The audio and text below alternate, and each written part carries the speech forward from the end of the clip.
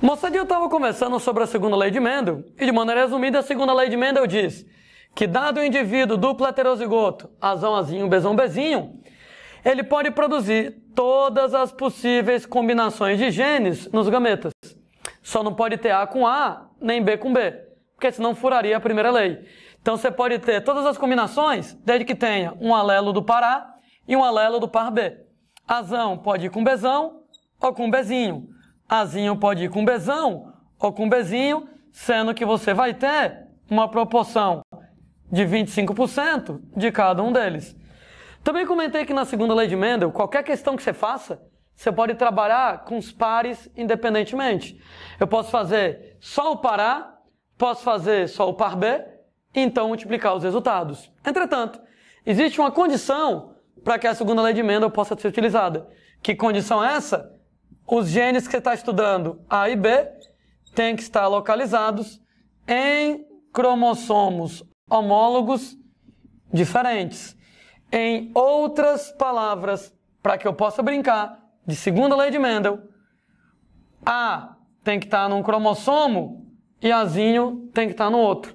B tem que estar num cromossomo, Bzinho tem que estar no outro. Ou seja, A e Azinho, moçada, estão num par de cromossomos, B e Bzinho estarão em um par de cromossomos diferentes. Por que tem que ser desse jeito? Para que você possa trabalhar com a segunda lei de Mendel. Por que A e B tem que estar localizados em pares de cromossomos diferentes para que você produza esses gametas nessa proporção? Eu lembro que a primeira lei de Mendel é uma maneira de explicar a meiose num tempo que não havia conhecimento sobre a meiose. A segunda lei de Mendel também lá tem a ver com o processo de meiose. Aliás, eu vou pegar essa célula e vou fazer a meiose nessa célula. Lá vamos nós. Então você tem A e Azinho, B e Bzinho. Né? Antes da divisão celular, nós temos a fase de intéfase, onde eu tenho G1 e S. A gente duplica o DNA, quer dizer que eu tenho agora 2 As e 2 Azinhos. Eu tenho 2 Bs e 2 Bzinhos. E agora isso aqui em G2. Começa, moçada, a meiose, né?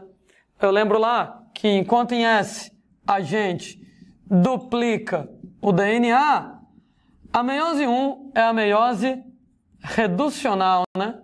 Meiose 1, meiose reducional, ela tem esse nome porque ela reduz o número de cromossomos.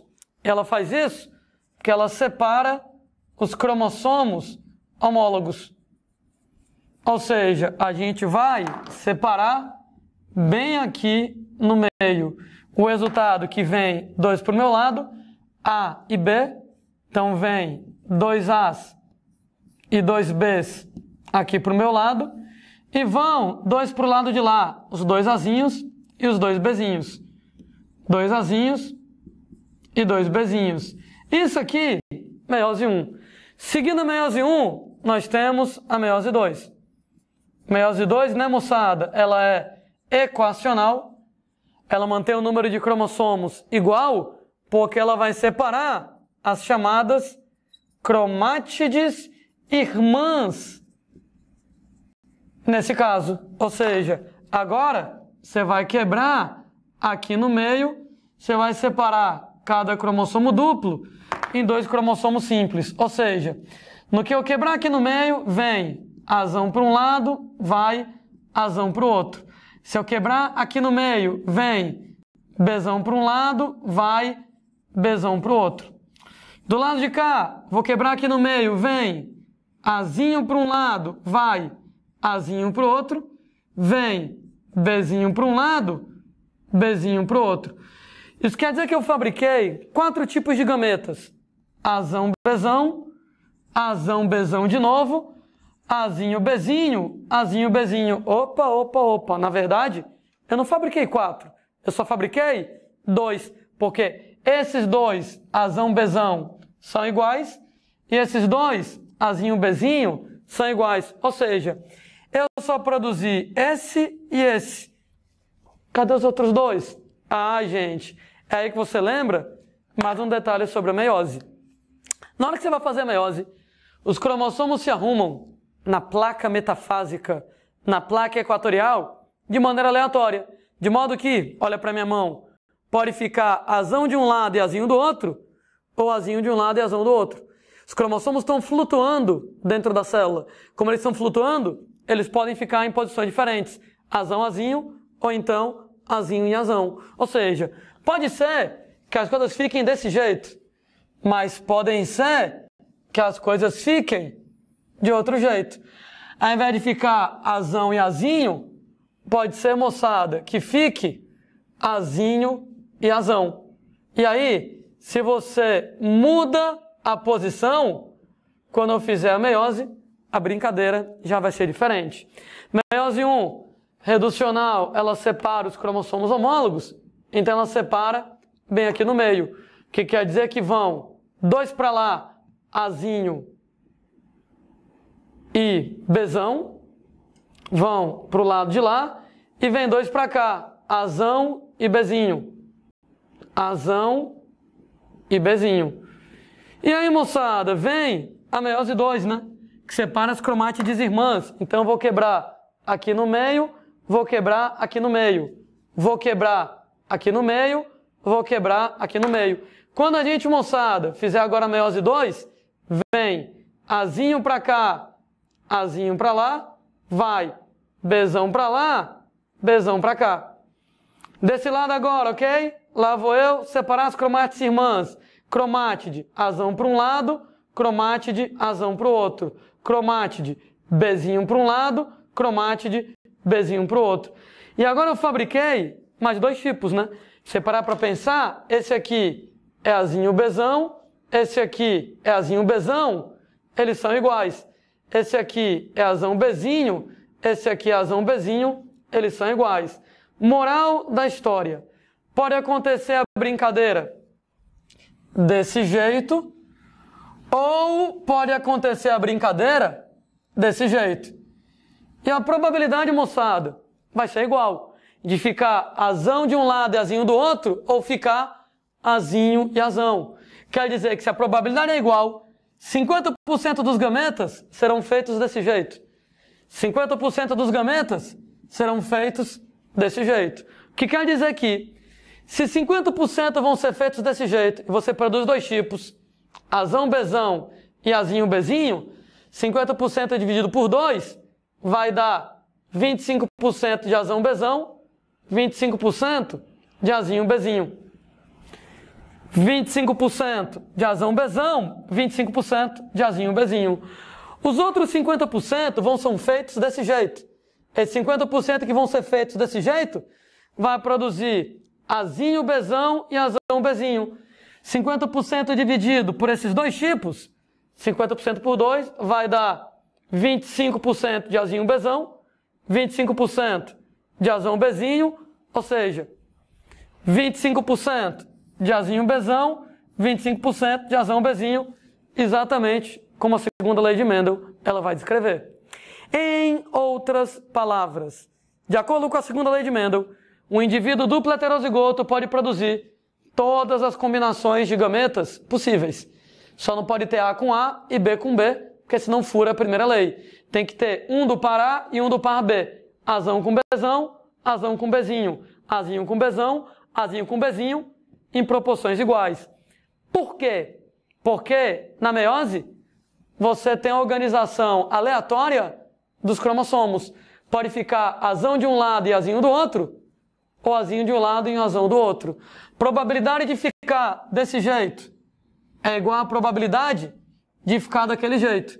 Isso quer dizer que quando você fabrica gametas, 50% se formam assim, 25 azão bezão, 25 azinho bezinho, 50% se formam assim, 25 azinho bezão, 25 azão bezinho aqui na parada. E notem que só funcionou desse jeito porque A e B estão em cromossomos homólogos diferentes. Ô Landim, e se eles não tivessem em cromossomos homólogos diferentes? Ora, toda vez que os genes que você estuda, chamar eles de C e D, estão localizados no mesmo bendito par de cromossomos homólogos, ora, moçada, Nesse caso, não é a segunda lei de Mendel. Nesse caso, moçada, chamamos esse episódio pelo nome de linkage. Onde, moçada, linkage é o nome em inglês para ligação. Linkage, os genes, eles estão ligados aqui nesse caso. Quando você vai lá e trabalha com linkage, no linkage, moçada, o que acontece é que os genes que você estuda, C e D, Czinho e Dzinho, estão localizados no mesmo par de cromossomos. Olha a diferença. Na segunda lei de Mendel, cromossomos homólogos diferentes, Azão e Azinho estão em um par, Bzão e Bzinho está no outro par. Cromossomos homólogos distintos, enquanto que no linkage trata-se do mesmo par. Pode notar que C e D estão num cromossomo, Czinho e Dzinho estão no outro cromossomo. E quando você trabalha com linkage, segundo a lei de Mendel, ela já não está valendo. Gente, número 1 que eu queria de vocês, eu queria que vocês soubessem quando a segunda lei de Mendel vale, quando os genes estão em cromossomos diferentes. Quando ela não vale? Ela não vale quando os genes que você está estudando, seja eles quais forem, estão no mesmo par de cromossomos, porque aí você já tem um caso chamado de linkage. Outra coisa, o conceito de segunda lei linkage, cara, é extremamente importante, né, para você. Né? Segunda lei de Mendel, quando você tem genes em cromossomos diferentes. Linkage, quando eu tenho genes no mesmo par de cromossomos. E uma vez que você tenha lá essa noção, você pode de repente ser colocado numa questão para fazer o seguinte tipo de análise. Dado, moçada, determinados conjuntos de genes, quem está em segunda lei? Quem está em linkage? Quem é que vai estar em segunda lei? Quem é que vai estar em linkage? Não deu para entender ainda? Beleza, lá vou eu me organizar. Era uma vez, moçada, célula, e a gente tem pares de cromossomos aqui na jogada. Deixa eu colocar aqui A, e B, e C, e D, e etc e tal. Se for para colocar a situação desse jeito, A e B, trata-se de segunda lei ou trata-se de linkage? Perguntar se a segunda lei de Mendel é linkage é a coisa mais simples do mundo. É perguntar se eles estão em cromossomos diferentes, segunda lei, ou se eles estão no mesmo cromossomo, linkage. Se você observar no desenho, A e B estão no mesmo cromossomo, Azinho e Bzinho estão no mesmo cromossomo. Isso quer dizer que se trata de um caso de linkage. Será que, por exemplo, B e C é segunda lei ou será que é linkage? B está no cromossomo de cima, C está no cromossomo de baixo. Se eles estão em cromossomos diferentes, se trata de segunda lei de Mendel, segregação independente. Por exemplo, C e D. Ora, C e D estão no mesmo cromossomo, né? C e D, os dois estão no cromossomo de baixo. Czinho e Dzinho no cromossomo de baixo. Nota que quando eu falar linkage ou segunda lei, A e B, tanto faz se é A, se é B, se é Azinho, se é Bzinho. Se eu falar em C e D, tanto faz se é C e D, Czinho e Dzinho. Estou falando de A, B, C ou D, não interessando a variedade de alelos. Pode ser Azão, Azinho, Bzão ou Bzinho, Czão ou Czinho, Dzão ou Dzinho. Fato é que CD, Czinho ou Dzinho estão no mesmo cromossomo. Trata-se, então, de um episódio de linkage. Alguém deve estar puto da vida pensando, Landim, na prática, isso serve para alguma coisa? Claro que serve, moçada. Né? Em medicina, isso tem uma utilidade danada. Alguém lembra para mim quantos cromossomos nós temos em relação a humanos? Ora, em humanos, nós vamos ter 46 cromossomos, são 23 pares de cromossomos homólogos. E será que alguém lembra para mim quantos genes existem na espécie humana? São, moçada, mais ou menos 24 mil genes na espécie humana. 23 pares de cromossomos homólogos em cada célula, 24 mil genes em cada célula, o que me leva a uma dúvida. Cada cromossomo tem mais ou menos quantos genes? Faz uma conta. 24 mil genes dividido por 23 pares de cromossomos, 24 para 23. Isso quer dizer que cada par de cromossomos na espécie humana apresenta, moçada, mais ou menos 1000 genes. Possui algo em torno de 1000 genes. Todos os 1000 genes que estão no mesmo par de cromossomos, eu vou dizer que eles estão em linkage. Ou seja, que eles estão ligados. Quando você vai lá e pega num determinado par de cromossomos, todos os genes que estão lá, eu vou dizer que eles estão em linkage. Pega lá, por exemplo, na espécie humana, par de cromossomos, número 1, tem lá os genes A, e B, e C, e D, e E, e reticências. São mais ou menos 1000 genes que você vai ter aí. Quando você pega, por exemplo, lá, melhorando aqui o desenho da minha célula, né? Quando você pega, por exemplo, lá o par de número 2, gente, lá vai você ter mais ou menos 1000 genes. Tem o gene, sei lá, F, e G, e H, e I, e J, e etc e tal. Tanto é que a gente pode chamar cada um desses pares de cromossomos pelo nome de grupo de linkage. É um grupo, moçada, onde eu tenho que os genes estão todos ligados entre si. Nesse esquema, A, B, C, D e E, todos eles estão no mesmo cromossomo, todos eles são ligados. Olha outro grupo de linkage. Nesse caso, F, G, H e J estão ligados no mesmo cromossomo. Vai ser, então, um grupo de linkage aqui na conversa. Sendo que, como eu estava falando, qual a utilidade prática disso aqui? Em medicina, a utilidade prática de você conhecer isso é que genes ligados tendem a ser herdados juntos, né?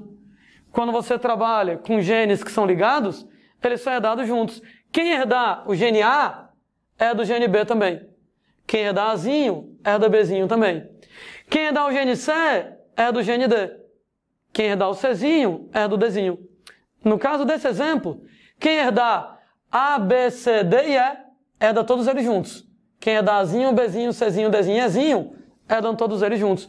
Ou seja, genes ligados tendem a ser herdados juntos.